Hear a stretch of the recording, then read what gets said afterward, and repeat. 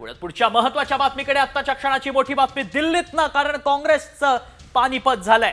काँग्रेसला एकही जागा मिळालेली नाही. दिल्लीत कलांमध्ये 0 जागा आहेत काँग्रेसला. राहुल गांधींना दिल्लीकरांनी नाकारल्याचं पाहायला मिळालंय. सलग तिसरी ही निवडणूक. या तिसऱ्या निवडणुकीत काँग्रेसला दिल्लीकरांनी नाकारलंय.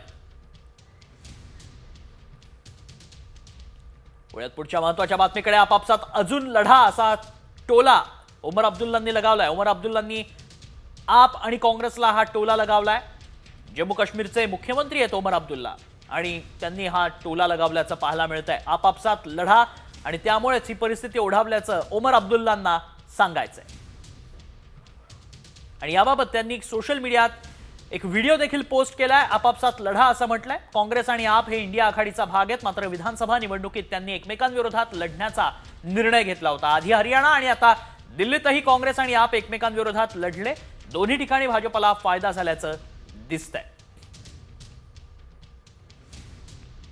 आणि त्यामुळेच हा एक फोटो ट्विट करण्यात आला.